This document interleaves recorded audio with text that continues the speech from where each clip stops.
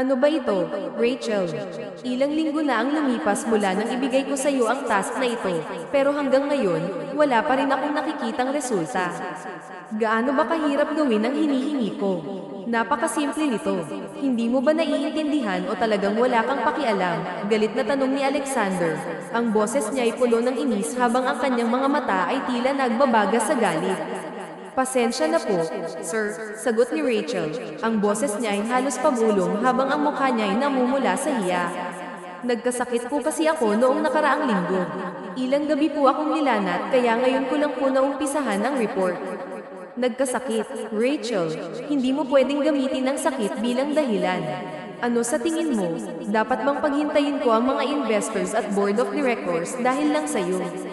At bakit hindi mo man lang sinabi sa akin agad? Kung nagbigay ka ng abiso, sana ipagawa ko na ito sa iba. Bakit pinaabot mo pa sa deadline? Nasaan ang utak mo, Rachel? Hindi ba sapat ang dami mong absent para ipakita kung gaano ka nakabigat sa kumpanya?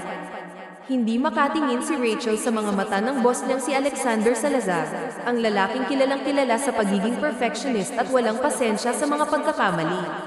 Ang kanyang mga kamay ay nanginginig habang mahigpit niyang hawak ang mga papel sa kanyang harapan. Sa kabila ng mga masasakit na salita, pinilit niyang manatiling kalmado, ngunit ramdam niyang unti-unti na siyang nadudurog sa kahihiyan. Sir, pasensya na po talaga. Pangako, babawi po ako sa susunod. Hindi na po ito mauulit, sagot niya, halos hindi na marinig dahil sa liit ng kanyang boses. Wala nang susunod, Rachel, malamig na sagot ni Alexander, ang kanyang tono'y parang yelo na tumatagos sa puso. Sir, ano pong ibig niyong sabihin? Tanong ni Rachel, nanginginig ang boses, ang kabay kitang-kita sa kanyang mukha. You're fired, mariing sagot ni Alexander, walang bakas ng awa sa kanyang mga mata. Parang bumagsak ang mundo ni Rachel sa sandaling iyon. Ang kanyang mga matay na puno ng luha habang pilit niyang iniintindi ang mga salitang binitiwan ng kanyang boss. Sir, huwag naman po, please. Kailangan ko po ang trabahong ito. Kahit isang buwan pa po, bigyan niyo po ako ng pagkakataon. Gagawin ko po ang lahat ng makakaya ko, pagsusumamo niya habang ang kanyang mga luhay tuluyan ng bumagsak. Rachel, tama na. Narinig mo na ang desisyon ko. Ilang beses mo na akong binaygo dahil sa mga pagkukulang mo. Ngayon, gusto kong umalis ka na. Sir, maawa po kayo. Kailangan ko po talaga ang trabahong ito. Ang nanay ko po ay may sakit, at ito na lang po ang inaasahan namin. Huwag niyo po akong tanggalin, umiiyak na pakiusap ni Rachel. Ang kanyang mga luhay walang tigil sa pag-agos. Ngunit sa halip na pakinggan siya, tumayo si Alexander at walang emosyon siyang dinaanan. Hindi man lang siya nilinggan habang dirdiretso itong lumabas ng opisina. Naiwan si Rachel na nag-iisa, umiiyak at walang magawa kundi ligpitin ang kanyang mga gamit. Sa araw na iyon, tuluyang natapos ang kanyang trabaho sa kumpanya ng binata, isang araw na hindi niya kailanman malilimutan. Nang kumalat ang balita sa opisina, ramdam ang tensyon sa bawat sulok. Halos walang gustong magsalita, at ang tunog ng mga keyboard ay tila naging mas mahina kaysa dati. Alam ng lahat na hindi maganda ang araw ng kanilang amo. At kapag masama ang timpla ni Alexander Salazar, parang bagyong paparating ang bawat segundo. Si Alexander Salazar, ang binatang bilyonaryo na kinaiinggitan ng marami, ay kilala hindi lamang sa kanyang kagwapuhan at talino sa negosyo, kundi pati na rin sa kanyang pagiging istrikto at walang pasensyang ugali. Maraming kababaihan ang nahuhumaling sa kanyang karisma, ngunit sa loob ng opisina, takot ang nangingibabaw. Ang mga empleyado na nakakakilala sa kanya ng personal ay alam na hindi lang siya basta mapanghusga, masakit siyang magsalita, at para bang sinadya niyang gawing personal ang bawat sermon. Ang pagkakamali sa kanyang harapan ay tiyak na may kaakibat na kahihiyan na hindi madaling malilimutan. Samantala, sa kabilang bahagi ng bayan, isang masiglang dalaga ang naglalakad sa gilid ng kalsada, may bitbit na bilaw sa kanyang ulo. Si Lila Domingo, isang simpleng babae na may napakagandang ngiti, ay tila kabaligtaran ng mundo ni Alexander. Habang ang iba'y abala sa kanilang mga problema, siya na may masiglang nag-aalok ng kanyang panindang tinapa. Tinapa po kayo dyan. Bili na po kayo ng tinapa, mga suki. 2 lang. 6 na piraso na agad ang sa inyo. Masiglang sigaw ni Lila habang naglalakad sa makipot na daan. Ang kanyang tinig ay puno ng sigla, na parang kahit anong hirap ng buhay, hindi siya nawawalan ng pag-asa. Tumigil siya sa harap ng isang grupo ng mga babaeng nasa edad 40 pataas. Mga ate, kuya, bili na po kayo.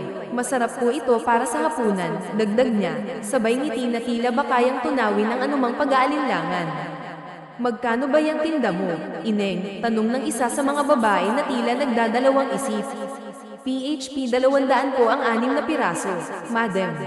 Fresh na fresh po ito, galing pa ng Pangasinan. Baka wala pa po kayong hapunan mamaya, sakto po ito, sagot ni Lila, puno ng kumpiyansa habang inaayos ang bilaw. Ang mahal naman, noong isang araw nga, PHP 150 lang ang 6 na piraso, reklamo ng isa habang tinitingnan ang mga tinapa. Ngunit hindi nagpatalo si Lila. Nako, madam, iba po ang paninda ko. Siguradong mas masarap ito, at garantisadong fresh. Kung hindi po kayo masisiyahan, pwede niyo pong ibalik sa akin, sagot niya ng may ngiti, tila ba ang bawat salita niya ay may kasamang pangako ng kalidad. Sige nga, bigyan mo ako ng 6 na piraso, sabi ng ginang na tila napilitang bumili. Pasalamat ka't maganda ka. Habang inilalagay ni Lila ang tinapa sa supot, napansin niyang may iba pang mga tao ang tumigil at napatingin sa kanyang paninda. Hindi nagtagal, isa pang matandang babae ang lumapit at bumili. Ang araw na iyon ay tila naging mas maliwanag para kay Lila, hindi dahil sa dami ng kanyang benta, kundi dahil sa bawat ngiti at kwento ng mga taong kanyang nakasalamuha. Sa kabila ng hirap ng buhay, nanatiling masayahin si Lila. Para sa kanya, ang bawat araw ay isang pagkakataon upang kumita at suportahan ang kanyang pamilya. At sa bawat tinapang kanyang naibebenta, alam niyang mas malapit siya sa pangarap niyang may ahon sa hirap ang kanyang ina at mga kapatid. Kay gandang dalaga mo, Ineng. Hindi lang maganda, mukhang masipag pa. Buti pa ikaw, hindi maarte. Ang iba dyan, magaganda nga, pero hindi mo mapapagawa ng tinapa. Alam mo naman ang mga kabataan ngayon, puro cellphone lang ang hawak. Abay maswerte ang mga magulang mo sa'yo, wika ng ginang habang tinitingnan si Lila mula ulo hanggang paa, tila ba humahanga sa kanyang kasimpulhan. Ngumiti si Lila, ang kanyang mga matay puno ng kababang loob. Salamat po, bata pa lang po kasi ako, sinasamahan ko na si Mama sa pagbibenta ng tinapa. Kaya ito na po ang kinalakihan ko, sagot niya, ang tinig ay puno ng kasiyahan at pagmamalaki sa kanyang pinagmulan. Kung ganun, pagbutihin mo, iya, ha? Pero alam mo, bagay kang mag-model. Bakit hindi mo subukan? Paniguradong pasok na pasok ka sa standards nila, dagdag pa ng ginang, sabay taas ng kilay na parang may ibig ipahiwatig. Napahagikik si Lila, bahagyang inilagay ang isang kamay sa kanyang bibig. Model po, nako, hindi po kasi ako marunong sa ganun. Isa pa, bago po ako sumali roon, pambibili ko na lang po sa pangkain sa araw-araw ang magagastos ko, sagot niya, sabay abot ng isang plastic na may lamang tinapa. Maingat niyang sinuklian ang ginang, ngunit halata sa kanyang mukha ang bahagyang pag-iisip. Nako, iya, huwag ka dapat mag-alala, doon sa kabilang kanto namin, libre lang ang sumali. Kailangan mo lang pumila, paliwanag ng ginang, na tila ba seryosong hinihikayat si Lila. Pero may gown at makeup pa po ba? Wala po akong panggastos sa ganun. Tanong ni Lila, na ngayon ay tila ba nagdadalawang isip. Ano ka ba? Sila na ang bahala, basta't kapag nagustuhan ka nila at pasok ka, sila na ang gagawa at sisigat ng gown mo at makeup. Ay grab mo na yun, sayang naman kung hindi mo susubukan. Lalo't wala ka namang gagastusin. Malaki ang posibilidad na manalo ka dahil maganda ka. At ang maganda pa roon, kahit hindi manalo, ay makakatanggap ng cash. Oh, sayang din yun, hindi ba? Buong pananabik na paliwanag ng ginang, halos hindi mapakali sa kanyang kinatatayuan. Napangiti si Lila, at bahagyang namula ang kanyang mga pisngi. Salamat po sa tiwala, pero mas sanay po talaga akong magtinda ng tinapa. Dito po kasi ako masaya, sagot niya, ngunit halata sa kanyang mukha ang bahagyang pag-iisip tungkol sa sinabi ng ginang. Maya-maya, nagpaalam na siya sa ginang at muling nagpatuloy sa kanyang paglalako. Habang naglalakad, hindi niya maiwasang mapangiti sa dami ng kanyang naibenta. Gayunpaman, determinado siyang ubusin ang natitirang paninda. Sa halip na umuwi, minabuti niyang magpatuloy sa pagtitinda. Habang tinatawid niya ang kalsada papunta sa kabilang kalye, balak niyang subukang maglako sa mas maraming tao. Ngunit bigla siyang napahinto nang may isang kotse ang humarurot papalapit. Napasigaw siya, nanigas sa kinatatayuan, at sa gulat ay nabitawan ang kanyang bilaw. Nahulog ang mga tinapang nakabalot sa dyaryo, nagkalat sa kalsada. Nang makita ang kalunos-lunos na kalagayan ng kanyang paninda, dali-dali siyang lumapit sa kotse. Malakas niyang kinatok ang bintana nito, ang kanyang mukha ay puno ng galit. Hoy, Mr., Mrs., o kung sino ka man. Bumaba ka nga dyan. Sinabing bumaba ka nga dyan. Ano ba? Wala ka bang naririnig? Bumaba ka dyan. Kailangan mong bayaran lahat ng paninda ko. Sigaw niya. Ang kanyang boses ay nanginginig sa galit at pagkabigla. Patuloy niyang kinatok ang bintana hanggang sa ito'y bumaba. Isang lalaki ang sumilip mula sa loob. Hawak pa rin ang cellphone nito. I can't be there right away. May iberyang nangyari. Just cancel the appointment kung hindi sila makapaghintay. I don't care how you do it, women. Don't be an idiot. Tell them to wait. Kung ayaw nila, then leave. Sunod-sunod na sabi nito, ang boses ay malamig at puno ng authority. Siya si Alexander Salazar, ang sikat na bilyonaryong may-ari ng iba't ibang negosyo sa industriya ng pagkain. Kilala siya bilang mata pobre at walang pasensya. Pagkababa ng kanyang telepono, hinarap niya si Lila, na ngayon ay nakahalukip-kip at halatang hindi natatakot sa kanya. Hindi ka naman bingi, mister. Ang sabi ko, bumaba ka dyan, galit na sigaw ni Lila. Ang kanyang boses ay umalingaw-ngaw sa buong kalsada.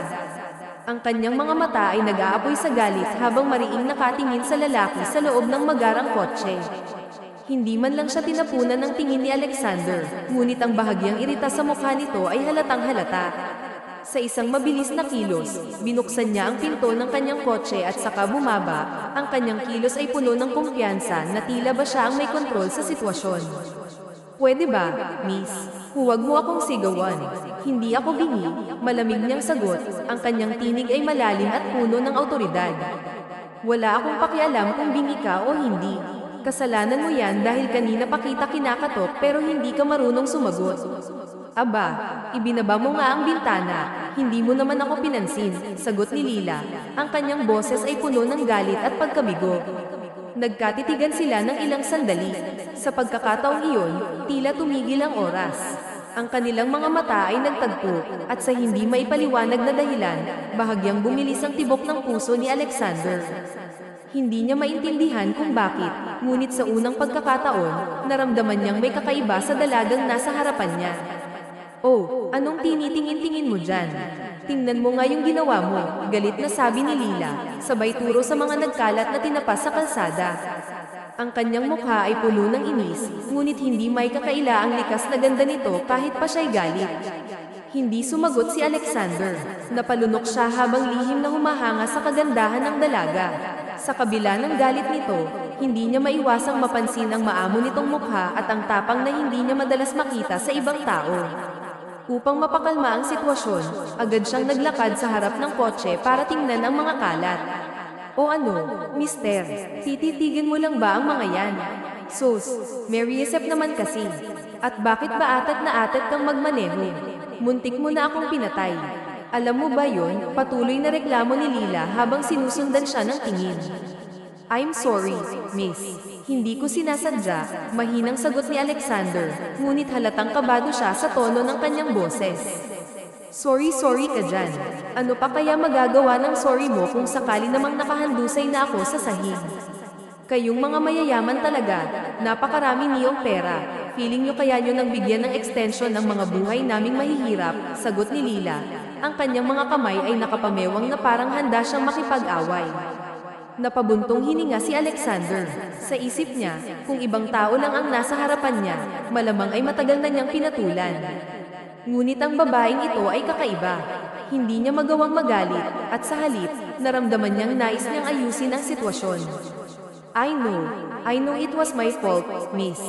Kaya humihingi ako ng pasensya, sagot niya. Ang kanyang tinig ay mas mahinahon na ngayon. Willing akong bayaran lahat ng panindang natapon. Aba, dapat lang, no. Pagkamahal-mahal ng puhunan sa tinapa. Talagang kailangan mong bayaran yan, mister.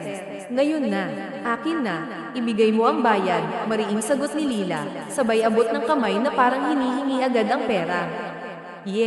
Babayaran ko, sagot ni Alexander, ngunit halata ang kaba sa kanyang boses. Kinuha niya ang kanyang pataka, ngunit sa kasamaang palad, wala siyang dalang cash. Napalunok siya at bahagyang napakamot ng ulo. Miss, wala akong dalang cash ngayon. You can come with me. Huwag kang mag-alala, babayaran ko ng doble ang lahat ng panindang natapon ko. Alok niya, pilit na pinapanatili ang kanyang composure. Ano? Diyos mio, Maria, mister, ang ganda-ganda ng kotse mo, tapos ang ganda-ganda ng suot mo, pero wala kang cash, sagot ni Lila. Ang kanyang boses ay puno ng sarcasmo. I have cards, miss. Just come with me and I'll pay for everything, sagot ni Alexander, umaasang papayag ang dalaga. At ako pa ang mag-a-adjust, ha? Basta mo na lang akong pasasamahin sa'yo, samantalang hindi naman kita kilala. Malay ko bang sinadya mo na muntik mo akong banggain para ano? Para dukutin ako at ibenta. Hoy, mister, paalala ko lang sa'yo, ha? Huwag mo akong pagtripan. Wala akong panahon sa mga modus-modus mo na yan. Akin ang bayad. Dalian mo, sabi ni Lila, ang kanyang mga mata ay nanlilisik. Napabuntong hininga si Alexander. Sa isip niya, napakalakas ng personalidad ng babaeng ito. Ngunit sa kabila ng lahat, hindi niya maiwasang humanga sa tapang at talas ng dila nito. Bagamat sanay siya sa mga taong sumusunod sa kanya, ang babaeng ito ay tila hindi takot sa kanya, at iyon ang bagay na lalong nagpaakit sa kanya. You have to calm down, miss. Hindi ako modus. Okay, babayaran ko lahat ng yan. Wala lang talaga akong dalang cash ngayon. Kung may bank account ka, ibigay mo lang sa akin ang information mo. I'll send the money right away, mariing sabi ni Alexander. Ang kanyang tinig ay may bahid ng pagkairita ngunit nananatiling magalang. Putya naman, mister, abay wala akong kahit anong bank account. Pwede ba, ibigay mo na lang sa akin yung cash? Sandali, bibilangin ko lahat ng natapon mo, sarkastikong sagot ni Lila, sabay irap na tila ba hindi naniniwala sa sinasabi ng binata. Agad na yumuko si Lila, ang kanyang mga kilos ay mabilis at puno ng determinasyon habang pinupulot ang mga tinapang nagkalat sa kalsada. Ang kanyang boses ay malakas at malinaw, naririnig ng mga tao sa paligid habang binibilang niya ang bawat piraso ng tinapa. Nang matapos, maingat niyang ibinalik ang mga ito sa bilaw at tumayo ng may kumpiyansa. 5 piraso sa halagang PHP 600, aniya, sabay lahad ng kanyang kanang palad. Ang mga mata niya ay nanlilisik habang naghihintay ng bayad mula sa binata. Ilang beses ko bang sasabihin na wala akong dalang cash, miss? Isa pa, I'm not a scammer or what. Kung gusto mong bayaran kita, sumama ka sa akin. May nakikita ka bang ATM sa paligid? Wala, di ba? So, kung gusto mo na bayaran ko lahat ng yan, sumama ka sa akin. Maghahanap tayo para makapag-withdraw ako, paliwanag ni Alexander. Ang kanyang boses ay may halong inis ngunit halatang nagpipigil siya. At ikaw pa ang matapang ngayon, ha? Hoy, mister, bakit nakakalimutan mong muntik mo na akong mapatay?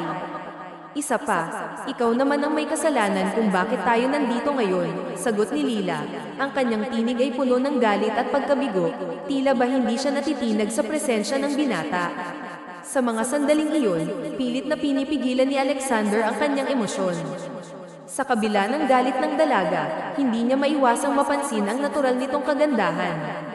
Ang kanyang mga mata ay bahagyang napako sa mukha ng dalaga, at sa loob-loob niya, may kakaibang damdamin siyang nararamdaman na hindi niya maipaliwanag.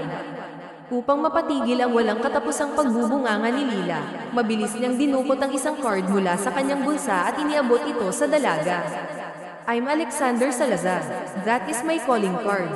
You can also scan that QR code at dadalhin ka niyan sa website kung saan makikita mo ang kumpanyang pag-aari ko at ang iba't ibang negosyo ko.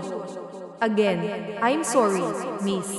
Hindi ko sinasadya ang nangyari, and I'm sorry for being rude a while ago. But I'm being honest here, miss. Wala talaga akong dalang cash. Pero babayaran kita kapag nakapag-withdraw ako, mahinahong sabi niya, ang kanyang tinig ay puno ng sinseridad. Sandaling natameme si Lila.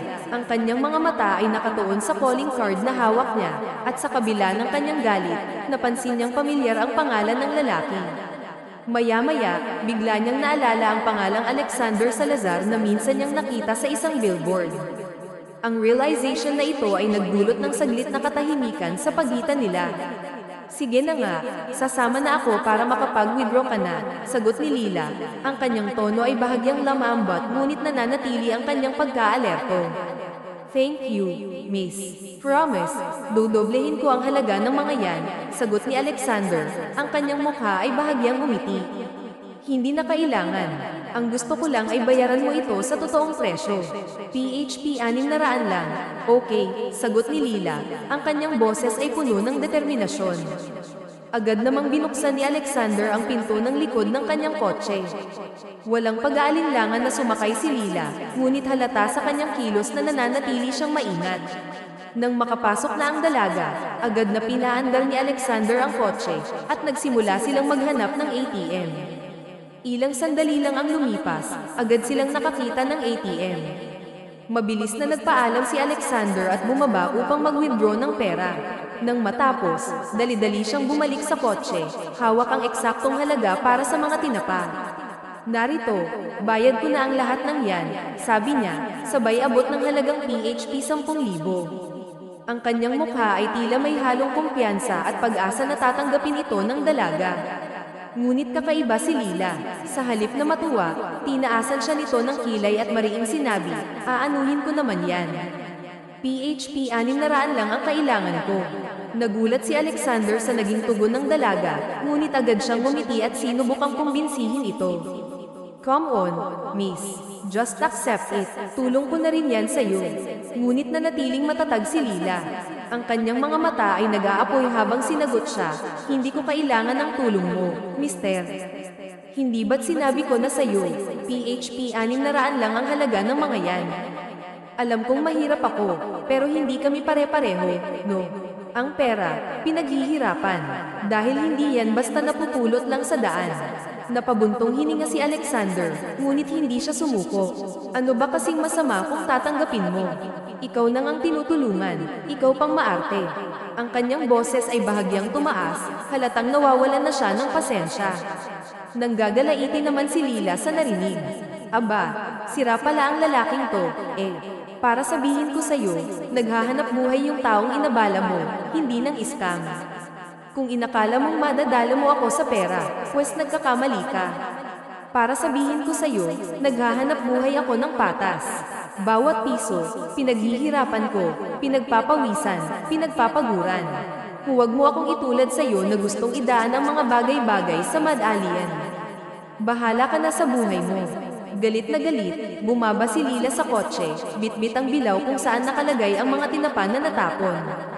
Halos lahat ng mga ito ay nalagyan na ng buhangin kaya hindi na niya maaaring ibenta. Hindi niya nais dayin ng kanyang mga customer, kaya tinanggap na lamang niya ang katotohanang wala siyang kikitain sa araw na iyon.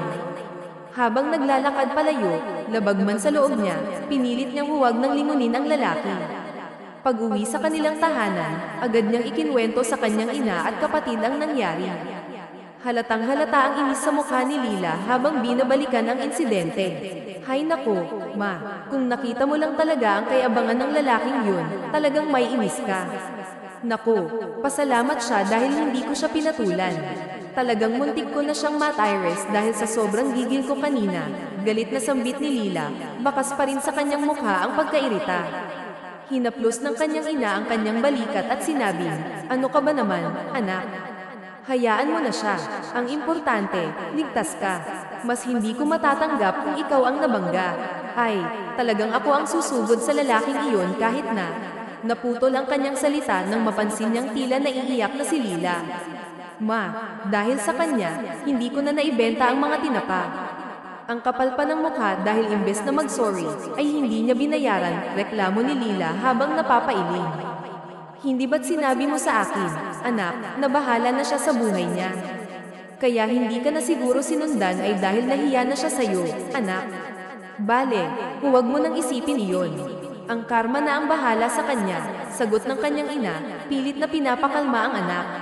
Tama ka, ma, sagot ni Lila, sabay na pasalampak sa sofa. Maya-maya, nagawi ang tingin niya sa kanyang kapatid na abala sa paggawa ng takdang aralin. Siya si Gabriel, ang nag-iisa niyang kapatid na nasa sekundarya na. Sa kabila ng lahat, ang kapatid at ang ina na lang ang tanging sumusuporta kay Lila sa buhay. Matagal na rin siyang tumigil sa pag-aaral upang magtrabaho at matustusan ang pag-aaral ni Gabriel. Sa kabila ng hirap, nananatili siyang determinado para sa kanilang pamilya. Kaya ikaw, Gabi, mag-aaral kang mabuti, ha? Aba, huwag na huwag kang tutulad sa mga taong iyon. Kailangan lagi kang may respeto sa babae, kahit sino pa yan, mahirap man o mayaman, mariimbili ni Lila sa kanyang nakababatang kapatid. Napatingin si Gabi sa kanyang ate, bahagyang ngumiti at sinabing, si ate talaga. Huwag mo akong itulad doon. Hindi naman totoo yan. Siyempre naman, iba ka doon, Maria. Na tayo kay mama, mabait, masipag, respetado, at saka maganda. Kaya nga't maganda at gwapo tayo, di ba? Totoo yan, ate.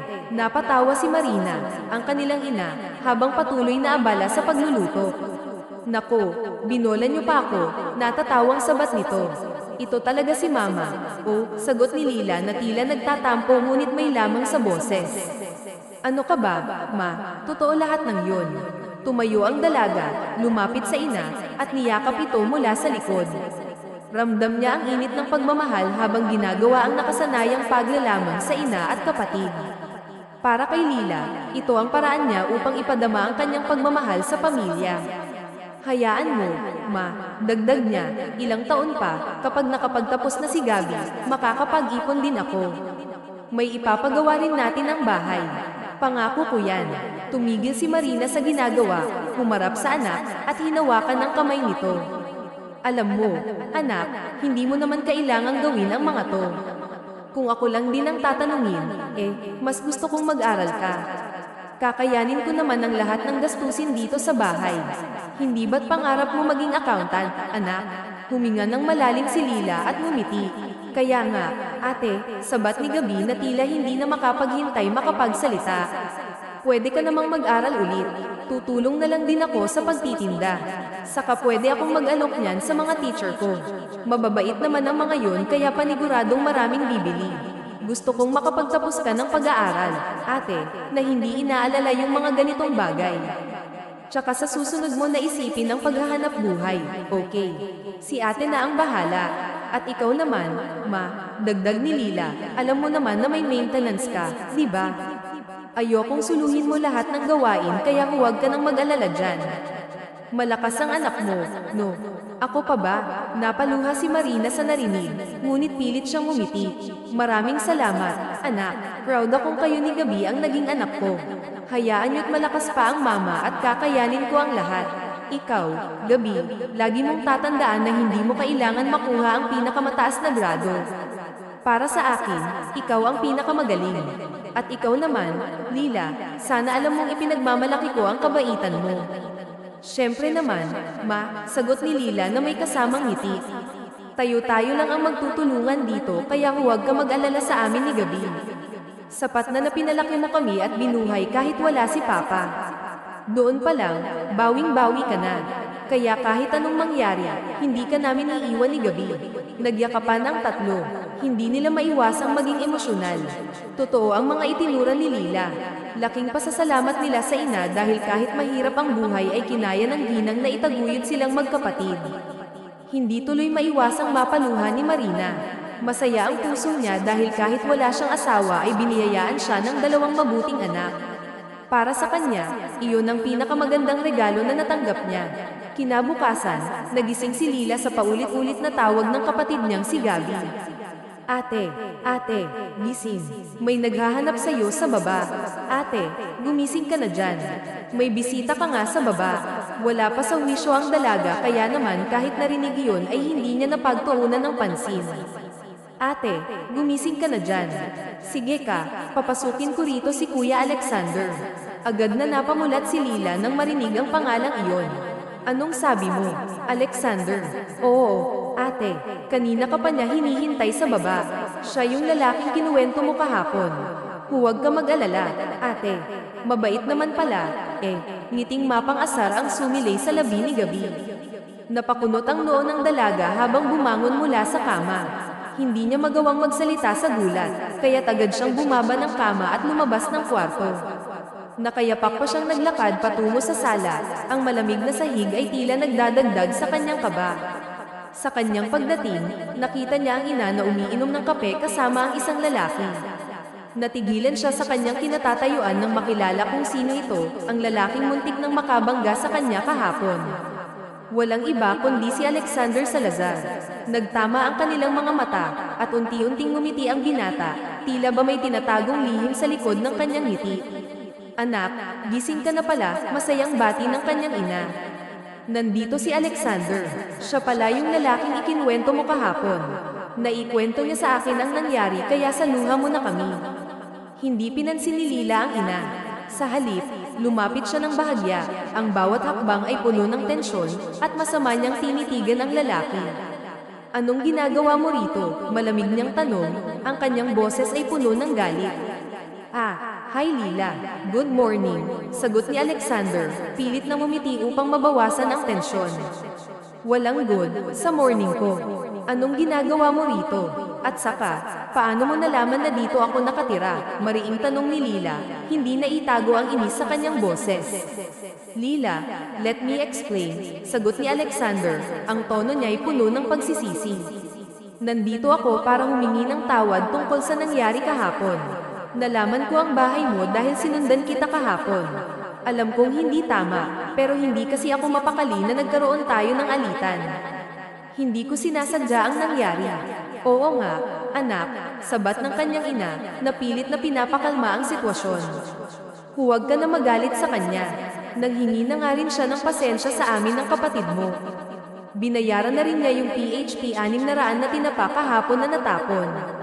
Mabait naman pala itong si Alexander, anak, Isang matamis na ngiti ang sumilay sa labi ni Alexander. Tila ba sinasabi niyang, tingnan mo, mabait naman ako. Ngunit si Lila ay huminga ng malalim, pilit na nilalabanan ang kanyang galit. Gusto niyang magalit dahil hindi niya nagustuhan ang pagpunta nito sa bahay nila, ngunit tila ba ang ina niya ay nag-e-enjoy sa presensya ng binata. Ama naman, huwag kayong masyadong magtiwala sa lalaking yan. Muntik na akong mabangga niyan kahapon. Aba, hindi pa marunong magpakumbaba, siya na nga ang may kasalanan, sagot ni Lila, puno ng hinanakit. I'm sorry, kasalanan ko yun, sagot ni Alexander, ang boses niya ay puno ng pagsisisi. And if only you could give me a chance, Lila, na itama ang pagkakamali ko. Itama, paano? Kung nabangga mo ako kahapon, di namatay ako, ha? Sige, sabihin mo nga sa akin, paano mo itatama ang bagay na yun, ha? Kaya mo bang bumuhay ng patay? Galit na sagot ni Lila, ang kanyang boses ay tumataas na sa bawat salita. No, that's not what I mean, Lila. Alam kong maling-mali ang asal ko kahapon at kasalanan ko ang lahat. Pero kaya nga ako nagpunta rito para humingi ng pasensya, sagot ni Alexander, ang kanyang mga mata ay puno ng sinseridad. Pasensya mo mukha mo, palibhasa mapera ka kaya malaki ang ulo mo. Ikaw, lalaki ka, ha? Hindi ko kailangan ng pasensya mo, naintindihan mo. Wala akong panahon makinig sa mga ganyan, sagot ni Lila, ang kanyang boses ay puno ng galit. Saglit na tumayo ang inang si Marina at saka hamarang sa dalaga, pilit na pinapakalma ang sitwasyon. Calm down, anak, huwag ka nga magalit dyan. Tingnan mo naman, at pinuntahan ka pa rito para bayaran ang tinapa kahapon. At saka nag-sorry naman siya, sabi ni Marina, ang kanyang boses ay puno ng pag-aalala. Pero ma, ang point ko, paano na lang kung nabangga niya ako at nakahandusay na lang ako sa sahig? Halos ayaw pa nga niyang lumabas ng kotse kahit nakailang tawag na ako sa kanya. Mayabang kasi ang lalaking yan, sagot ni Lila, hindi pa rin mapigilan ang galit. Lila, huminahon ka nga. Umagang-umaga, napakainit ng ulo mo, sabi ng kanyang ina, pilit na pinapakalma ang sitwasyon. It's okay, tita, naiintindihan ko naman po si Lila. Willing naman po akong gawin lahat para magkaayos kami, sabi ni Alexander, ang kanyang boses ay puno ng sinseridad. Oy, lover silang dalawa. Oh, sabat naman ni Gabi, ang kapatid ni Lila, na tila ba nanunukso. Napailing na lang si Lila. Hindi niya kasi moari ang sunod pang sasabihin. Tila kahit anong sambitin niya, ay tiwala ang ina niya rito. Hindi niya kasi nais na masaktan ng ina, kaya't sa halip na pairalin ng emosyon, ay pinili niyang pumalma. Tinitigan na lamang niya ang binata ng masama at saka itinuro bago tumalikod papuntang CR. Hindi naman maiwasang mapangiti ni Alexander dahil kahit kagigising lang ng dalaga, ay tanaw niya ang kagandahan nito. Pagpasensyahan mo na ang anak ko, ay ho. Mailap talaga sa mga lalaki yan. Wala po yun, tita. Tama lang naman ang mga sinabi niya. Kasalanan ko po, huwag mo na sabihin yan, ay ho. Hindi mo sinasadya, kaya mas mabuting hayaan na lang natin siyang kumalma. Sandali, oo nga, Kuya Alexander. Huwag kang mag-alala, mabait yan si ate. Sadyang matapang lang siya, matapang pa sa leon kung magalit. Tumigil ka nga dyan, Gabi. Marinig ka ng ate mo't baka magalit na naman. Joke lang naman po, mama. Pero totoo po yun, kuya, ha. Mabait po si ate. Sadyang hindi siya yung tipikal na babae na puro pag-anda at pag-alagala. Siya kasi, puro trabaho ang inaatupag. Wala yang kwartihan sa buhay. Ang importante sa kanya, kumita ng pera sa marangal na paraan. Huwag kayong mag-alala, tita, Gabi. Naiintindihan ko po si Lila. Napangiti naman ang ginang. Hindi niya lubos na kilala ang binata, ngunit sa hindi maipaliwanag na rason, ay magaan ang loob niya rito. Sandali niyang kinausap ito ng masinsinan hanggang sa makapagpas siya na puntahan ang anak niya sa kwarto. Samantala, kasalukuyang nakaupo si Lila sa harapan ng salamin. Hindi siya masyadong makapag-focus dahil paulit-ulit na bumabalik sa utak niya ang senaryo tungkol sa kung paano sila nagsagutan ni Alexander. Ilang sandaling pagmumuni-muni lang, ay pumasok bigla ang kanyang ina. Maya-maya, tinabihan siya nito. Anak, pwede ba tayong mag-usap? Oo naman, Maria. Alam kong hindi maganda ang tagpo niyo ni Alexander at galit ka dahil sa inasal niya. Pero nag-sorry naman siya, anak. Gusto ko sanang huwag kang magtanim ng galit sa kanya. Hindi naman sa kinakampihan ko siya, anak, ha. Bilang pasasalamat na lang dahil nagpunta pa siya rito para magbayad at maghingi ng tawad sa nagawa niya. Napabuntong hininga si Lila. Alam niyang tama ang tinura ng ina. Gayunpaman, ay hindi pa rin naalis ang inis sa kanyang dibdib. Kasi naman, ma, ayoko nang din ang asal. Kilala mo naman ako pagdating sa lalaki. Talagang kinasusuklaman ko ang mga yan, lalo na't kung wala silang respeto. Anak, huwag kang ang magsalita ng ganyan. Malay mo naman, hindi siya ganun. Paano ka na naman nakakasigurado, ma? Hindi naman porkit nandito siya, makakalimutan ko na yung kahapon. Ang mga lalaking yan, magagaling lang sa umpisa. Kapag nakuha na nila ang gusto nila, basta na lang sila nang iiwan. Saglit naman na natawa si Aling Marina. Kung magsalita ka naman, anak, parang sinaktan ka na ng lalaki, baka naman may naging nobyo ka na hindi mo lang sinasabi sa akin, ha? Si mama talaga, hiling magbiro. Ba, pwedeng yun naman kasi ang totoo. Dahil pare-pareho lang ang mga lalaki, mapanakit at toxic. Destruction lang ang mga yan sa ating mga babae. Talaga bang yun ang rason kung bakit mailap ka sa mga lalaki? O baka naman dahil sa papa mo? Hindi agad nakasagot si Lila dahil totoo ang sinambit ng ina. Tuwing may isip na iwan lang din siya ng lalaking maibigan niya, ay mas lalo siyang nagiging mailap sa mga lalaki. Napansin ng ina ang sandaling pagtahimik ng anak. Kaya naman, sa halip na antayin ang pagsagot nito, ay tinapak niya ito sa balikat. Anak, alam kong hindi tayo kumpleto at lumaki ka na may sama ng loob sa papa mo, pero huwag mo naman sanang isara ang puso mo sa mga taong gusto kang makilala. Hindi ko naman sinasabi na kilalanin mo si Alexander at pagkatiwalaan ng sobra. Ang sa akin lang, marami pa ring tunay dyan. Si mama talaga, parang gusto mo na akong pag-asawahin agad. Hindi naman sa ganun, anak. Ayoko lang naman na pumangit ang pananaw mo dahil sa mga ginawa sa akin ng papa mo. Huwag kang mag-alala, Maria. Alam ko naman po yun. Nabigla lang talaga ako. Hindi ko kasi expected na pupuntahan pa ako rito ni Alexander. Huwag po kayong mag-alala, Maria. Hindi ko naman isasara ang puso ko sa ganun. Hindi rin naman ako nakakalimot sa mga turo mo na matutong magpatawad, kahit kay Papa. Siguro, hindi pa talaga tamang panahon ngayon para pumasok ako sa relasyon o kumilala. Ngumiti si Lila, patunay na ayos lang siya. Napangiti na din ang ina. Hanggang sa lumabas na sila ng kwarto, doon ay sabay-sabay silang nagsalo-salo. May mga pagkain din kasi na dinala si Alexander, kaya naman may kaunting ailangan pa sa pagitan nila. Gayunpaman, ay minabuti ni Lila na maging mahinahon sa pagkainan. Anak, bakit hindi ka muna magpahinga ngayong araw? Nabanggit kasi ni Alexander sa akin na magpupunta siya ng mall, at sakto naman na gusto niyang mamasyal tayo. Ang sabi ko naman ay ikaw na lang dahil mas kailangan mong mag-relax. Ano ka ba naman, ma? Alam mo namang importante na makapagbenta ako sa araw-araw. Ngayon lang naman, anak, kailangan mo ring mag-relax paminsan-minsan. Aba, isa pa, half day lang ang kapatid mo ngayon sa eskwela kaya matutulungan niya ako magbantay kahit sa tapat lang ng bahay natin. Kaya nga, ate, sumama ka na kay Kuya Alexander. Hindi ka naman pababayaan, napabuntong hininga na lang ang dalaga. Hindi niya moari kung anong nakain ng ina at kapatid niya, kung bakit ba kasi magaan ang loob ng mga ito sa binata, na para bang nasisiguro nilang hindi ito masamang tao. Ang totoo, ay magaan din naman ang loob niya kay Alexander. At sapat na humingi ito ng tawad at nagbayad sa kanya. Sadyang hindi niya lang nais na ipakita ang totoong nararamdaman sa binata o maging sa ina at kapatid niya upang hindi na humaba pa ang usapan. Kaya nagpa siyang sumang-ayon. Sige, papayag ako na sumama sa kanya. Talaga? Oo, sa isang kondisyon. Sige, anong kondisyon? Gagawin ko. Sasamahan mo muna akong maglako ng paninda ko. Then, kapag naubos, saka tayo mamamasyal. Of course, Lila, sasamahan kita. Isang matipid na ngiti ang pinakawalan ni Lila, at saka sila nagpatuloy. Natawa na lang tuloy ang ina at kapatid niya dahil masyadong matigas ang dalaga, ngunit masaya silang kahit paano ay pumayag ito at mamasyal.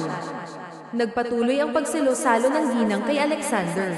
Kaya naman, nang malaman niyang may mga kumpanya itong pag-aari, ay labis ang gulat niya. Hanggang sa matapos, ay nagpa siya nang umalis ang dalawa. Nakasuot ng pants at simpleng t-shirt si Lila, kaya naman lalong nabighani si Alexander. Dahil kahit simple lang ang suot nito, ay tanaw na tanaw pa rin ang natural niyang ganda. Pinagbuksan ni Alexander si Lila papasok sa kotse. Maya-maya lang, ay pinaandar din iyon ng binata. Walang sino man sa kanila ang nagsasalita sa loob ng sasakyan. Paglabas nila sa kanto, ay akmang magsasalita na ang binata, ngunit naudlot iyon. Ihinto mo ang kotse, bababa na ako, and please, huwag mo akong susundan, okay? Sasamahan kitang maglako. Tapos pupunta tayo ng mall. Patula ka naman, Aber. Mag-mall ka na mag-isa mo. Wala akong panahon sa ganyan. So please, ihinto mo na ang kotse. Come on, Lila. Pumayag ka kanina. How could you change your mind easily? Wala kang pake kung nagbago ang isip ko. Kaya pwede ba, Alexander, hayaan mo na akong bumaba. Sinunod naman iyon ng binata. Dahil ilang segundo lang, ay itinigil din niya ang kotse. Si Lila naman, ay agad binuksan ng pinto at saka bumaba. Mabilis naman na sumunod ang binata at natataranta siyang hinabol nito. Bakit ba kasi nagbago ang isip mo? May nagawa ba ako? May nasabi ba akong ikinagalit mo? Akala ko ba okay na tayo, Lila? Wait, kausapin mo na ako, Lila, please. Sa inis, ay napilitang tumigil ang dalaga at hinarap siya ng nakataas ang kilay. Kasalanan mo yan dahil patola ka. What's patola? Search mo sa Google para malaman mo. Iniwan siya ni Lila, at saka ito dali-daling naglakad palayo sa kanya. Gayunpaman, ay desidido si Alexander na malaman ang rason kung bakit bigla na lang nagbago ang isip niya. Mabilis niyang sinundan ito at hinayla paarap sa kanya. I won't stop chasing you until you tell me why you changed your mind. And please, what does patola mean? Gusto kong sabihin mo sa akin. I'm not here to play games, Lila. Please say something serious. Ang kulit din ng lahi mo, no? Sige, sasabihin ko ang totoo para tumigil ka na. Ang ibig sabihin ng patola, uto-uto. Sinabi ko lang naman kanina na pumayag akong lumabas kasama ka sa harapan ni Mama dahil ayoko siyang ma-disappoint. Ayoko rin na pahabain pa ang usapan habang kumakain at baka mawalan pa ako ng gana. Tiwala kasi sa'yo si Mama. Mabait na stranger ka. Pero ako, hindi. Kaya ngayong wala na tayo sa bahay, ang desisyon ko ay patihil ka sa pagsunod-sunod mo sa akin. Ano? Okay ka na? Siguro naman tatantanan mo na ako. Ba, in your dreams. But this isn't a dream. Anong sinasabi mo dyan? I won't stop. So no matter how much you push me, hindi pa rin ako titigil. At bakit naman, Aber? Secret, muling tinaasan ng kilay ni Lila ang binata. Si Alexander naman ay napangiti. Kahit di aminin ng dalaga, ay gwapo ito sa kanyang paningin. Kung gusto mo talagang malaman, hahayaan mo ako. Asa ka, Che, dyan ka na nga. Namumula ang dalaga, kaya naman mabilis siyang tumalikod at naglakad palayo. Hindi niya moari ang rason kung bakit gano'n na lang kalalim ang tama ng presensya ni Alexander. Dahil nang sabihin nitong hindi siya titigil, ay may kung ano-anong paro-paro ang sumibol sa dibdib niya. Nagpatuloy siya sa paglalakad. Mabilis ang bawat hakbang niya dahil ayaw niyang sundan pa siya ni Alexander. Ngunit bago pa man siya makalayo ng sobra, ay narinig niya ang pagtawag nito sa kanya. See you tomorrow, Lila. Hindi niya iyon pinansin, lalo pat ramdam niya ang mabilis na pagpintig ng puso niya. Hindi niya matukoy ang eksaktong rason kung bakit, kaya naman minabuti niyang ituon ang sarili sa paglalako ng tinapa. Samantala, si Alexander naman ay nagpasya ng magtungo sa opisina.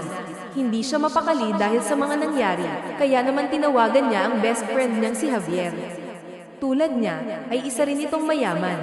Yun nga lang, ay hindi masyadong nakatuon ang atensyon ng kaibigan sa negosyo dahil mas gusto nitong gumala ng gumala. Kasalukuyang nakaupo ang magkaibigan sa loob mismo ng opisina. Ikinwento ni Alexander ang mga nangyari, lalo na ang una nilang pagkikita ni Lila. Hindi tuloy makapaniwala ang kaibigan niya dahil kilala niya si Alexander. Hindi ito basta nagkakagusto sa isang babae. For real, bro. Ikaw ba talaga yan? Malamang, bro, ako to. I just can't believe it. Imagine, ang isang Alexander Salazar ay napatiklop sa isang babae. No one has ever done that to you, bro. Mukhang makakahanap ka na ng katapat mo, ha? I don't know, bro. Unang kita ko pa lang talaga. Ewan ko ba, bigla akong natulala. Alam mo yung parang gusto mo na lang siyang titigan. Nakatulalang sinambiti yon ni Alexander habang nagbabalik tanaw sa una nilang pagkikita ni Lila. Hindi tuloy maiwasang mapilang ng kaibigan niya. Alam niya kasing hindi ito kailanman nag-first move sa isang babae. Maraming nagkakandara pa kay Alexander dahil sa kagwapuhan at kayamanan nito. Gayunpaman, ay kabaliktaran siya sa tunay na definisyon ng isang tunay na lalaki dahil wala itong pakialam sa emosyon ng iba, lalo na kung wala naman itong ambag sa buhay niya. So, sino naman ang babaeng nagpapatibok ng puso mo? Ang sabi mo sa akin, mukhang artistahin. For sure, galing sa mayamang pamilya. Hindi agad nakasagot si Alexander nang marinig iyon. Ano, bro? Hindi siya katulad ng iniisip mo na lumaki siya sa mayamang pamilya. Kung ganun, mahirap siya. Or average. I don't know, but I don't care, bro. Hindi naman kasi importante sa akin kung saang pamilya siya nanggaling, kung mayaman ba siya o mahirap. Ibang klase ka talaga, bro. Talagang tinamaan ka na. So, anong work niya? Nigel-alako siya ng tinapa. Nang marinig iyon ni Javier, ay saglit itong natawa. Seryoso ka ba, bro? As in yung mga naglalakad na may bitbit na bilaw. Yun ba yun? Yes, bro. I'm not joking. Yun ang trabaho niya. I mean, negosyo. Nagpapatawa ka ba, bro? Sa tindera ng tinapa ka nahuhumaling. Kilala kita. Huwag mo nang itago, bro. Wala naman akong balak kagawing issue yan. Sige na, sabihin mo sa akin kung sino siya. Yun ang totoo, bro. I can't force you to believe me, but that's her job. Her name is Lila. I met her in the most unexpected way. Munti ko na siyang mabangga, at dahil doon, natapon ang mga paninda niyang tinapa. And bro, believe it or not, she's so beautiful. Totoo yung sinasabi nila na kapag nakita mo yung tamang tao, parang titigil ang mundo mo. Sa unang pagkikita, muling napailing si Javier. Kasabay nito, ay sumilay sa labi niya ang mapang asar ng ngiti. Alam kong naninibago ka, bro, pero yun ang totoo. So please, don't judge her. Fine. Sorry na. Bigla lang ako. Well, ikakatuwa ko kung talagang siya na ang iwan mo. Pero anong gagawin mo? Di ba't sinabi mo sa akin na iniiwasan ka niya? Tinutulak ka palayo. Yeah, that's why I have something to do. Ayokong tumigil. Gusto ko siyang makilala. I'll support you, bro. Alam kong kaya mo yan. Ikaw pa ba? Thank you, bro. Basta, balitaan mo lang ako kung anong status niyo, ha? Tipid ng ngiti lamang ang tinugon ni Alexander sa kaibigan. Tinuloy nila ang pag-uusap tungkol sa negosyo at kung ano-ano pang importanteng bagay. Kinabukasan, ay maagang gumising ang binata dahil plano niyang puntahan si Lila. Desidido siyang makita ang dalaga, kaya naman wala sa plano niya ang tumigil. Laking pasasalamat niya kay Aling Marina dahil kahit kakilala lang siya nito, ay tiwala na agad ang ginang. Sa katunayan, ay kinuha ng ina ni Lila ang numero ng binata, kaya naman updated siya tungkol sa dalaga. Sa araw ding iyon, ay dumiretso si Alexander sa palengke dahil doon nagtitinda ang dalaga. Mula Lunes hanggang Biyernes, ay nagal-alako ang dalaga ng tinapa. Tuwing Sabado at Linggo naman, ay nagbabantay siya sa palengke. Walang formal na pwesto si Lila dahil nais niyang ilaan na lang sa pangangailangan ng pamilya ang pera kaysa ibayad sa renta. Kasalukuyang nagbebenta ang dalaga. May mga pagkakataong matumal ang benta, ngunit hindi maikakailang mas marami ang araw na mabenta ang paninda niya. Dahil kahit Sabado at Linggo lamang siya magbukas doon, ay marami na ang nakakakilala sa kanya. Abala ang dalaga sa pagbabalot ng tinapa dahil panibagong customer na naman ang nabentahan niya. Nang matigilan siya sa isang lalaking nakatayo sa gilid, pag-alis ng customer, ay doon niya napagtantong si Alexander pala iyon. Nakangiti itong lumapit sa kanya. Hindi maitatangging nagagwapuhan siya sa binata, ngunit sa halip na ipakita ang emosyon, ay kunot noong ibinato niya rito. Magsasalita na sana siya, ngunit naunahan siya ni Alexander. Pabili nga po ng tinapa. Nakasimangot namang sumagot si Lila. Pinagtitripan mo ba ako? Hindi. So, anong ginagawa mo rito? Bumibili ng tinapa. Talaga lang, ha? Sa dinami-dami ng nagtitinda ng tinapa dito, sa akin ka pa talaga bibili.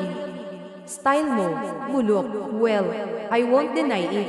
I like the tindera, kaya sa'yo ako bibili. Sa mga oras na iyon, ay nakaramdam ng kilig ang dalaga. Hindi niya lamang pinapakita, kaya naman kahit papilit sumisilay ang ngiti sa labi, ay nilalabanan niya ito at piniling sumimangot. Ilan bang bibilhin mo? Lahat. Ilan nga? Sabi. I told you. Lahat. Sigurado ka? Oo naman. Sige, maghintay ka. Bibilangin ko lang para makompute ko kung magkano lahat. Nakangiti lang na nagmasid si Alexander habang kinukwenta ng dalaga ang panindang tinapa. Habang tinititigan ni Alexander ito, ay lalo siyang nanguhulog dito. Hindi rin siya makapaniwala na sa ganda niya ay wala siyang kaarte-arte sa katawan. Maging sa mukha ay wala siyang kolorete. Walang kahit anong alahas itong suot. Tanging natural na kagandahan lang ang meron si Lila. Nang matapos ang dalaga, ay agad niyang ibinalot ang tinapa sa plastik. Umiwas naman ng tingin si Alexander. Oh, PHP 1,400. Lahat. Kaya ba ng budget mo lahat? Kakayanin. Para sa'yo, Lilat. Hay nako, ang dami mong sinasabi. Oh, ito. Kunin mo na nang makaalis ka na. Inabot ng binata ang bayad niya. Sakto lamang ang pera at wala ng sukli. Inakala ng dalaga na aalis na ito, ngunit nagkamali siya. Laking gulat ni Lilat nang kunin ni Alexander ang baniling tinapa at bilaw. Sinong gusto ng tinapa? Libre na lang. Oh. Kunin niyo na para makauwi na si Miss Beautiful, sabi ni Alexander. Nang banggitin niyo ni Alexander, ay saglit niyang nilinggan ang dalaga. Maya-maya lang, ay may lumapit na matandang babae. Ay ho, libre ba talaga yan? Oo po, nanay. Ha, bakit naman walang bayan?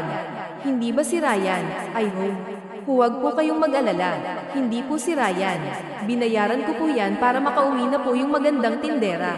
Abay, napaka-sweet mo namang nobyo. Ay ho. Hindi ko po siya nobya, sagot ni Alexander.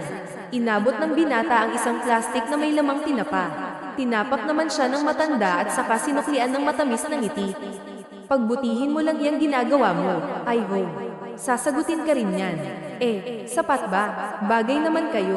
Ngumiti lang si Alexander bilang tugon sa sinabi ng matandang babae hanggang sa tuluyan nang naglakad ito palayo. Sunod-sunod naman na dumating ang ibang customer. Ang ilan sa mga ito ay suki ng dalaga, kaya naman nagtaka sila kung bakit bigla itong naging libre. Buong akala tuloy nila ay pakan iyon ni Lilat, kaya naman tuwang-tuwa ang mga ito. Nang maubos ang paninda, ay agad lumapit si Alexander kay Lilat at inilapag sa lamesa ang bilaw. Sa mga sandaling iyon, ay kalmado lang ang dalaga. Hindi siya makapaniwala na gagawin iyon ng binata. Bakit mo ginawa yon? Binili mo, tapos ipapamigay mo lang sa iba. It's okay. Sabi nga nila, be kind to others. Dapat matikman nila ang paninda mo para sa susunod, babalik-balikan nila at magkakaroon ka pa ng maraming suki. Salamat, pero hindi mo naman kailangang gawin yon. Huwag mo ring sasayangin ang pera mo sa ibang tao. Hindi ka ibang tao, Lilat. Nagkatitigan sila ng ilang segundo. Hindi man sabihin, ay pareho nilang dama ang mabilis na pagpintig ng kanilang puso, hindi dahil sa kaba, ngunit isang emosyong mas malalim pa roon. So, ubos na ang paninda mo. Can I take you out for dinner? Napabuntong hininga si Lilat dahil sa narinig. Alam mo, hindi ko pa rin talaga magets kung bakit ginagawa mo ito, Alexander. Ang daming babae dyan na pwede mong kulitin. Guwapo ka, mayaman. Kaya bakit ka nag-aaksaya ng oras sa katulad ko? Dahil gusto kong makilala ka pa. Ikaw, Lilat, hindi ang ibang babae. Sinasabi mo lang yan. Sa bagay, alam ko naman na magsasawa ka rin. You're not sure. So, pwede ba tayong lumabas ngayon? May gagawin pa kasi ako mamaya. May trabahong di ko natapos kagabi. It's okay. How about tomorrow? Hindi rin pwede. Sunday, so family day. Nakasanayan kasi namin na magstay lang sa bahay. Yun lang kasi ang bonding naming tatlo. No problem. Are you free on Monday? Hindi rin. Sorry, may orientation si Gabi sa Lunes. Kaya gabi na rin ako makakapagtinda kasi kailangan ko siyang samahan. Don't be sorry. Ayos lang. Kung gusto mo, samahan ko kayo ng kapatid mo para hindi na kayo mahirapan. Bunay sa kotse si Gabi. Mabilis siyang mahilo. It's okay. How about Tuesday? Hindi rin. Every Tuesday ang dating ng tinapa sa amin. Marami akong aasikasuhing paninda. Biglang natahimik si Alexander. Tinaasan naman siya ng kilay ng dalaga na para bang sinusubok siya nito. Ano? Suko ka na? No. Ano ka ba, Lilat? Hindi mo na kailangang magtiis. Hindi naman ako magagalit kung magbabago ang desisyon mo. Buong akala ni Lilat ay susuko na ito, ngunit kabaliktaran ang nangyari. Mas lalong ipinakita ng binata kung gaano siya kaporsigido sa pamamagitan ng isang matamis na ngiti. May Wednesday hanggang Friday pa naman, Lilat. I just need to wait for your answer. Talaga lang, ha? Tingnan natin kung saan aabot ang pagpapanggap mo. It's not pagpapanggap, Lilat. So, anong tawag mo dyan sa ginagawa mo? It's an act of service. I'm sorry kung medyo mabilis ang mga pangyayari, pero gusto kong malaman mo na hindi kita minamadali. Hayaan mo lang ako na patunayan ko yun sa'yo. Fine, pero huwag mo akong hihingan ng sagot dahil hindi ko pa sigurado kung pwede ba ako sa Miyerkules hanggang Biyernes. Napangiti si Alexander, ngiting nakakatunaw sa paningin ng dalaga. Tinablan siya nito, ngunit hindi niya pinahalata ang kilig dahil hindi niya nais magmukhang marupok. I can wait, Lilat, no matter how long it takes. Tumalikod si Lilat at saka nagligpit ng mga gamit. Walang pag-aalinlangan naman na tumulong ang binata. Kahit pa wala itong sinabi, kusa niyang ginawa iyon. Mula noon, ay palagi na niyang pinupuntahan ang dalaga.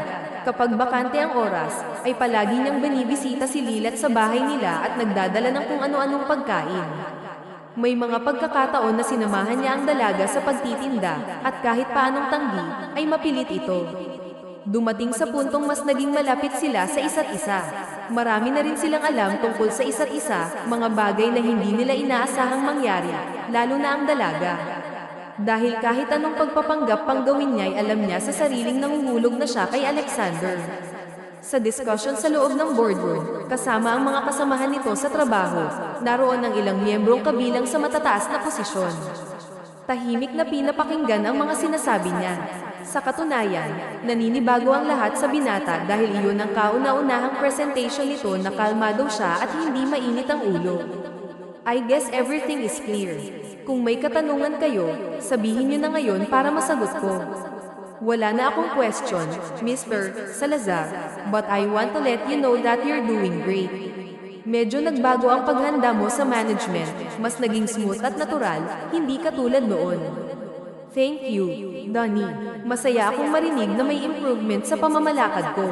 I know I made a lot of mistakes, I was rude and unprofessional, but I'm trying to change for the better. Tama ka, Mr. Salazar.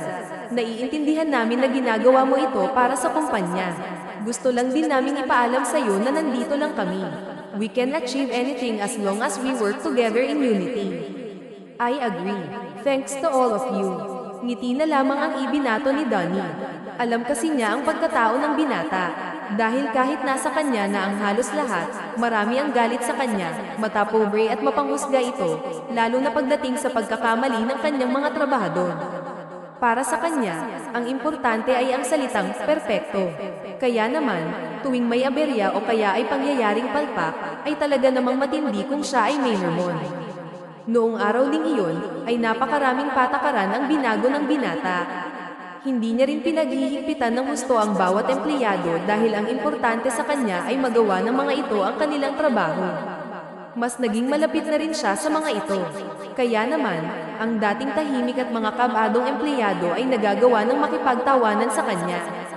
Alam nilang malaki ang pinagbago ng amo nila, kaya naman kung minsan ay hindi nila maiwasang mag-isip at pag-usapan ang rason kung bakit isang araw ay bumait ito bigla. Lumipas pa ang ilang buwan, mas naging malapit sina Alexander at Lilat. Nabawasan na rin ang pagsusukladan ng dalaga, kaya naman isa itong magandang pangyayari para sa binata. Sa katunayan, pareho nang may malalim na nararamdaman sila sa isa't isa. Ang dating dalaga na may matigas na puso ay unti-unting natutong maging kalmado. Yun nga lang, ay hindi pa rin niya masabi ang tunay niyang nararamdaman. Isang araw, nagpa siya si Alexander na isama si Lilat sa mansyon upang ay celebrate ang birthday ng lola niya na kakauwi lang galing ibang bansa. Gabi na nang makarating sila sa mansyon. Bukod sa gusto niya itong isama, ay ipapakilala niya na ito sa pamilya niya. Nasa gate pa lang, hinawakan na ni Alexander ang kamay ni Lilat. Magkahawak kamay silang naglalakad. Maya-maya lang, ay natigilan ang dalaga. Agad din namang huminto sa paglalakad ang binata. Are you okay? Medyo nilalamig ang kamay mo ah. Ayos lang ako. Medyo kinakabahan lang ako, Alexander. Hindi pa kasi ako nakapunta sa mga ganitong klaseng okasyon. Ngumiti ang binata. Pagkatapos, hinawakan niya ang magkabilang pisngi ni Lilat saka siya tiningnan mula ulo hanggang paa. Nakasuot ng fitted gown ang dalaga. Isa pa, nadagdagan ng kaba niya dahil ngayon lamang siya nakapagsuot ng magarbong damit at heels. It's okay if you're nervous. Hindi ako aalis sa tabi mo pagpunta natin doon. Alam kong pagtitinginan ka ng lahat. Sino ba namang hindi? Look at you, you're gorgeous. Thank you, Alexander. You're welcome. So, tara na. Tumango si Lilat, at sa katunayan, kinuha ng binata ang kamay niya. Ay nalalayan niya ito, at sa bawat hakbang ay nakagabay siya rito. Ang totoo, ay may kabaring nararamdaman si Lilat dahil hindi niya alam kung magugustuhan ba siya ng pamilya ni Alexander. Gayunpaman, isinantabi niya ang nararamdaman dahil hindi niya gustong mabahala ang binata lalo pat kaarawan ng lola nito. Maya-maya, ay pinakilala na siya ni Alexander sa pamilya nito. Masaya siyang kinilala ng mga magulang niya. Ang kaba sa dibdib niya ay matindi, ngunit minabuti niyang kumalma. Wala siyang alam na may iba pang nakatakdang mangyari sa gabing iyon. Balak din kasi siyang i-surprise ng binata. Kasalukuyang nakaupo si Lilat, tahimik na pinagmamasdan ang kaganapan sa paligid. Saglit na nagpaalam ang binata at magtutungo ito sa CR, ngunit ang totoo ay kakausapin niya ang organizer na maghanda na dahil malapit na niyang isurpresa si Lilat. Hi, Lilat. How are you? Napalingon ang dalaga at nakita ang isang babaeng nakasuot ng blue dress at high heels. Makapal ang kolorete nito sa mukha at maraming alahas, kaya naman mahahalatang isa itong mayaman. Siya si Victoria Mercedes, isang former model at galing sa mayamang pamilya. Katulad ng binatang si Alexander, ay marami itong negosyo na namana pa sa mga magulang niya. Hello, paano mo nalaman ang pangalan ko? Well, matagal ka nang ikinukwento sa amin ni Alexander. Actually, hindi ko in-expect na may bagong babae siyang dadalhin dito sa mansyon after all. Anong ibig mong sabihin? Well, my name is Victoria. I'm his ex-girlfriend, so I'm kind of curious kung anong nakita sa'yo ni Alexander. Saang family ka ba galing at anong negosyo nyo? Sorry ha, marami akong tanong. Kilala ko kasi lahat ng pamilyang mayaman dito sa syudad natin, especially yung may mga business na sikat. Parang ngayon lang kasi kita nakita eh. Napalunok si Lilat, hindi niya alam kung paano ipapakilala ang sarili. Hindi ako galing sa mayamang pamilya. Mahirap lang ako, really. Baka naman nagpapanggap ka lang. Sige na, don't be shy. Tell me, saang pamilya ka nang galing? Nagsasabi ako ng totoo. Paglalako ng tinapa ang hanap buhay ko. What the hell? So, what did he fall in love with? A cheap girl. Sorry to say this, Lilat, but you're not safe with him. Lumakas ang pintig ng puso ng dalaga, hindi lang dahil sa narinig niyang insulto, pati na rin sa sinabi nito tungkol kay Alexander. Ano pong ibig niyong sabihin? Wala ka talagang alam. Manhid ka lang. Well, si Alexander, hindi ka kayang seryosohin. Gwapo siya, maalaga, at mayaman. Pero ang magmahal sa tulad mo, hindi niya yun magagawa. Ano bang sinasabi mo? Kung may namagitan na sa inyo noon, hindi mo dapat siya suruan. Kilala ko si Alexander, at kahit wala pang kami, alam kong mabuti siyang tao. Nang sabihin ni Lilat iyon, ay tumawa si Victoria. Was a discussion sa loob ng boardroom, kasama ang mga kasamahan nito sa trabaho. Naroon ang ilang miyembrong kabilang sa matataas na posisyon. Tahimik na pinapakinggan ang mga sinasabi niya. Sa katunayan, naninibago ang lahat sa binata dahil iyon ang kauna-unahang presentation nito na kalmado siya at hindi mainit ang ulo. I guess everything is clear. Kung may katanungan kayo, sabihin niyo na ngayon para masagot ko. Wala na akong question, Mr. Salazar, but I want to let you know that you're doing great. Medyo nagbago ang paghanda mo sa management, mas naging smooth at natural, hindi katulad noon. Thank you, Donnie. Masaya akong marinig na may improvement sa pamamalakad ko. I know I made a lot of mistakes, I was rude and unprofessional, but I'm trying to change for the better. Tama ka, Mr. Salazar. Naiintindihan namin na ginagawa mo ito para sa kumpanya. Gusto lang din namin ipaalam sa iyo na nandito lang kami. We can achieve anything as long as we work together in unity. I agree. Thanks to all of you. Ngiti na lamang ang ibinato ni Donnie. Alam kasi niya ang pagkatao ng binata. Dahil kahit nasa kanya na ang halos lahat, marami ang galit sa kanya, matapobre at mapanghusga ito, lalo na pagdating sa pagkakamali ng kanyang mga trabahador. Para sa kanya, ang importante ay ang salitang perpekto. Kaya naman, tuwing may aberya o kaya ay pangyayaring palpak, ay talaga namang matindi kung siya ay may hormon. Noong araw ding iyon, ay napakaraming patakaran ang binago ng binata. Hindi niya rin pinaghihigpitan ng gusto ang bawat empleyado dahil ang importante sa kanya ay magawa ng mga ito ang kanilang trabaho. Mas naging malapit na rin siya sa mga ito. Kaya naman, ang dating tahimik at mga kabadong empleyado ay nagagawa ng makipagtawanan sa kanya. Alam nilang malaki ang pinagbago ng amo nila, kaya naman kung minsan ay hindi nila maiwasang mag-isip at pag-usapan ang rason kung bakit isang araw ay bumait ito bigla. Lumipas pa ang ilang buwan, mas naging malapit sina Alexander at Lilat. Nabawasan na rin ang pagsusukladan ng dalaga, kaya naman isa itong magandang pangyayari para sa binata. Sa katunayan, pareho nang may malalim na nararamdaman sila sa isa't isa. Ang dating dalaga na may matigas na puso ay unti-unting natutong maging kalmado. Yun nga lang, ay hindi pa rin niya masabi ang tunay niyang nararamdaman. Isang araw, nagpasya si Alexander na isama si Lilat sa mansyon upang ay celebrate ang birthday ng lola niya na kakauwi lang galing ibang bansa. Gabi na nang makarating sila sa mansyon. Bukod sa gusto niya itong isama, ay ipapakilala niya na ito sa pamilya niya. Nasa gate pa lang, hinawakan na ni Alexander ang kamay ni Lilat. Magkahawak kamay silang naglalakad. Maya-maya lang, ay natigilan ang dalaga. Agad din namang huminto sa paglalakad ang binata. Are you okay? Medyo nilalamig ang kamay mo ah. Ayos lang ako. Medyo kinakabahan lang ako, Alexander. Hindi pa kasi ako nakapunta sa mga ganitong klaseng okasyon. Ngumiti ang binata. Pagkatapos, hinawakan niya ang magkabilang pisngi ni Lilat saka siya tiningnan mula ulo hanggang paa. Nakasuot ng fitted gown ang dalaga. Isa pa, nadagdagan ng kaba niya dahil ngayon lamang siya nakapagsuot ng magarbong damit at heels. It's okay if you're nervous. Hindi ako aalis sa tabi mo pagpunta natin doon. Alam kong pagtitinginan ka ng lahat.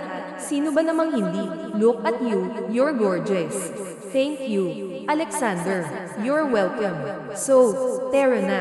Tumango si Lilat at sa katunayan, kinuha ng binata ang kamay niya. Ay nalalayan niya ito at sa bawat hakbang ay nakagabay siya rito. Ang totoo ay may kabaring nararamdaman si Lilat dahil hindi niya alam kung magugustuhan ba siya ng pamilya ni Alexander. Gayunpaman, isinantabi niya ang nararamdaman dahil hindi niya gustong mabahala ang binata lalo pat kaarawan ng lola nito. Maya-maya ay pinakilala na siya ni Alexander sa pamilya nito. Masaya siyang kinilala ng mga magulang niya. Ang kaba sa dibdib niya ay matindi, ngunit minabuti niyang kumalma. Wala siyang alam na may iba pang nakatakdang mangyari sa gabing iyon. Balak din kasi siyang i-surprise ng binata. Kasalukuyang nakaupo si Lilat, tahimik na pinagmamasdan ang kaganapan sa paligid. Saglit na nagpaalam ang binata at magtutungo ito sa CR, ngunit ang totoo ay kakausapin niya ang organizer na maghanda na dahil malapit na niyang isurpresa si Lilat. Hi, Lilat. How are you? Napalingon ang dalaga at nakita ang isang babaeng nakasuot ng blue dress at high heels. Makapal ang kolorete nito sa mukha at maraming alahas, kaya naman mahahalatang isa itong mayaman. Siya si Victoria Mercedes, isang former model at galing sa mayamang pamilya. Katulad ng binatang si Alexander, ay marami itong negosyo na namana pa sa mga magulang niya. Hello, paano mo nalaman ang pangalan ko? Well, matagal ka nang ikinukwento sa amin ni Alexander. Actually, hindi ko in-expect na may bagong babae siyang dadalhin dito sa mansyon after all. Anong ibig mong sabihin? Well, my name is Victoria. I'm his ex-girlfriend, so I'm kind of curious kung anong nakita sa'yo ni Alexander. Saang family ka ba galing at anong negosyo nyo? Sorry ha, marami akong tanong. Kilala ko kasi lahat ng pamilyang mayaman dito sa syudad natin, especially yung may mga business na sikat. Parang ngayon lang kasi kita nakita eh. Napalunok si Lilat, hindi niya alam kung paano ipapakilala ang sarili. Hindi ako galing sa mayamang pamilya. Mahirap lang ako. Really? Baka naman nagpapanggap ka lang. Sige na, don't be shy. Tell me, saang pamilya ka nang galing? Nagsasabi ako ng totoo. Paglalako ng tinapa ang hanap buhay ko. What the hell? So, what did he fall in love with? A cheap girl? Sorry to say this, Lilat, but you're not safe with him. Lumakas ang pintig ng puso ng dalaga, hindi lang dahil sa narinig niyang insulto, pati na rin sa sinabi nito tungkol kay Alexander. Ano pong ibig niyong sabihin? Wala ka talagang alam. Manhid ka lang. Well, si Alexander, hindi ka kayang seryosohin. Gwapo siya, maalaga, at mayaman. Pero ang magmahal sa tulad mo, hindi niya yun magagawa. Ano bang sinasabi mo? Kung may namagitan na sa inyo noon, hindi mo dapat siya suruan. Kilala ko si Alexander, at kahit wala pang kami, alam kong mabuti siyang tao. Nang sabihin ni Lilat iyon, ay tumawa si Victoria. You're crazy, woman. Wala pa kayong isang taon na magkasama. Girl, listen, Alexander is not the man you think he is. Ganyan din ang pinaramdam niya sa akin noon, kaya alam ko yung nararamdaman mo. But look what happened. Pinaglaruan at pinagsawaan niya lang ako. And yes, iniwan niya ako dahil nagsawa na siya. Paano pa kaya ikaw? Wala naman pala siyang mapapala. Your body, yun lang ang habol niya. Di ko naman maitatanggi na maganda at sexy ka. Pero after that, iiwan ka lang din niya sa ere na parang basura. Nakaramdam ng kirot sa puso si Lila. Sa puntong iyon, nagugulumihanan siya at di mo ari kung totoo ba ang tinura ng babae. Hindi na siya nakapagsalita pa dahil ilang sandali lang ay umalis din si Victoria. Hindi niya alam kung paano haharapin si Alexander nang hindi naiisip ang bagay na iyon. Sa kalagitnaan ng malalim niyang pag-iisip, ay sumulpot ang binata. Nang magtama ang mata nila, ay ngumiti siya at pinilit na kumalma upang hindi ito makahalata. Lila, may gusto sana akong ipakita sa'yo. But first, kailangan kong takpan ng panyo ang mga mata mo. Ah, sure. Agad tinakpan ng panyo ang mata ni Lila. Dinala siya ni Alexander sa loob ng mansyon, sa loob mismo ng bakanteng kwarto. Nakaayos ang lahat, at talaga namang kahit sinong makakakita ay mabibighani sa ganda ng setup. May mga dekorasyon gaya ng mga lobo na hugis puso, mga ribbon, at mga petals ng bulaklak na nakakalat sa sahig. May mga kandila ring nakatirik sa lapag at nakahilera ito ng hugis puso. May mga pagkain at inumin rin na nakahapag sa mesa, katabi ng bulaklak at regalo. Saan ba kasi tayo pupunta? Bakit kailangan nakatakip pa ang mata ko? Secret, hindi na surprise kapag sinabi ko. So, are you ready, Lila? Oo, dahan-dahang inalis ni Alexander ang piring ng dalaga. Doon, ay tumambad ang mga dekorasyon at may banner na nakadikit sa dingding. Binasa ito ni Lila. Pahawak siya sa bibig, lalo pa nang magsalita ang binata. Lila, will you be my girlfriend? Napalunok si Lila, lalo pa nang nakaluhod na ang binata sa harapan niya habang hawak ang box na may singsing. Hindi tuloy agad nakapagsalita ang dalaga. Bagkos, ay naging emosyonal ito, lalo pa nang maalala niya ang lahat ng sinabi ni Victoria. Alexander. Why, Lila? Pasensya na sa mga kasalanan ko. Alam kong hindi maganda ang una nating pagkikita. Gusto kong malaman mo na naa-appreciate ko lahat ng effort na ginawa mo para sa akin. Pero, sorry, hindi ang sagot ko, Alexander. Napayuko ang dalaga dahil sa kahihiyan. Nang iyangat ang ulo, ay pareho na silang nakatayo't magkaharap. Doon, ay napagtanto niyang may mga tao na nanonood sa kanila. Naroon ang pamilya ng binata at si Victoria, na ngayon ay nakangisi.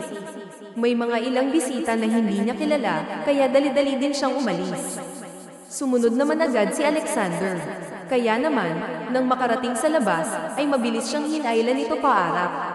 Lila, we need to talk. Bakit? Para saan? Hindi ang sagot ko, Alexander. Hindi pa ba malinaw sa'yo yun? Hindi. Gusto kong malaman kung bakit. Kung bakit pinaramdam mo sa akin na mahal mo rin ako, but you rejected me. Pues, hindi ko kailangang ipaliwanag ang sarili ko. Please, hayaan mo na ako. No, you're not leaving. Sa halip na pakinggan siya ng dalaga, ay mabilis itong humakbang palayo. At dahil makulit ang binata, ay muli niya itong hinabol at iniharap sa kanya. Please, ano bang nagawa ko? Bakit? Bakit bigla kang nag-iba? Okay naman tayo kanina, di ba? Alexander, una sa lahat, may kalayaan akong sagutin ka ng kahit anong gusto ko. Ang sabi ko, hindi. As in no. Ano bang mahirap intindihin doon, ha? Bakit ba ang kulit mo? Napalakas ang boses ni Lila. Sa pagkakataong iyon, nanginginig na ang kamay niya. Hindi sa ayaw niya sa binata. Hindi rin siya galit, ngunit hindi niya rin nais na magtiwala rito o kahit na sino, gayong may nalaman siya kay Victoria. Matagal niya nang isinara ang puso't isip niya sa pag-ibig. At kung isasantabi ang sinabi ni Victoria, ay maaari siyang masaktan. Hindi pare-pareho lahat ng babae sa mundo. Kung sanay ka na nakukuha lahat ng gusto mo, pues nagkakamali ka. Wala akong pakialam sa kayamanan mo o sa kung ano ang kaya mong gawin. Tell me why, Lila. Bakit kahit anong gawin ko, hindi mo ako kayang papasukin sa buhay mo? Bakit hindi mo man lang ako subukang magtiwala? Bakit laging hindi? You never even gave me a reason. Paulit-ulit kong tinatanong, umaasa na baka may paraan pa. Bakit, Lila? Dahil wala kang pinag-iba sa mga lalaki dyan sa tabi-tabi. Ang mga pinapakita mo sa akin ay pagpapanggap lang. Para ano? Para makuha ang loob ko. At kapag nakuha mo ang gusto mo, aalis ka rin. Bakit mo nasasabi yan? Parang nasisiguro mong aalis ako. Bakit ganyan ka magsalita? Bakit ba pilit mo akong kino-compare sa ibang lalaki? Hindi ako sila, Lila. Pero katulad kanila, anong akala mo? Hindi ko alam na pinaglaruan at iniwan mo lang si Victoria. Nalumo ang binata sa narinig, dahil totoo ang sinabi niya. Ngunit ang bagay na iyon ay may rason, at 5 taon na ang nakalipas. Mahal kita, Alexander. Handa naman akong pumasok sa relasyon dahil sa iyo, Pero kung kailan handa na ako, saka ko pa nalaman yon. Alam mong ayoko sa lahat ng ganun. Kahit pa nakaraan mo na yun, bakit hindi mo agad sinabi? Kaya sorry. Sorry kung mahal kita, pero takot akong maiwan. Takot akong sumugal. Sa pagkakataong iyon, ay napaluhan na si Lila. Naalala niya bigla ang ama, kung paano sila iniwanan nito. Tandang-tanda niya pa kung paano ito humakbang palayo at sumama sa isang babae, habang siya at ang kanyang ina ay tumatangis. Nagbabaka sakali silang balikan, ngunit sawi sila dahil tuluyan itong umalis. Isama pa ang mga bagay na nalaman niya kay Victoria na paulit-ulit naglalaro sa utak niya. Mula ng gabing iyon, ay tuluyan nang naghiwalay ang landas nila. Hindi siya nagawang habulin pa ni Alexander, dahil maging siya ay tumatangis na. Lumipas ang maraming linggo, puno ng kalungkutan ang naranasan ng binata. Nang puntahan ng dalaga ang bahay nito, ay wala ng tao roon. Gayunpaman, dumating ang araw na napagdesisyonan niyang hanapin ito. Ginawa niya ang lahat, ipinahanap niya ang dalaga at minabutang bigyan ng leksyon ang ex niya, dahil sinira siya nito sa babaeng pinakamamahal niya. Isang araw, ay dinilig ng Diyos ang hiling niya. Habang nasa kotse at hinahanap ang dalaga, ay bigla niya itong natanong. Nagtitinda ito ng tinapa sa tapat ng isang bahay. Agad siyang nagpark at bumaba ng kotse. Lila, napaharap ang dalaga. Gulat itong napalunok nang magtama ang mata nila. Alexander.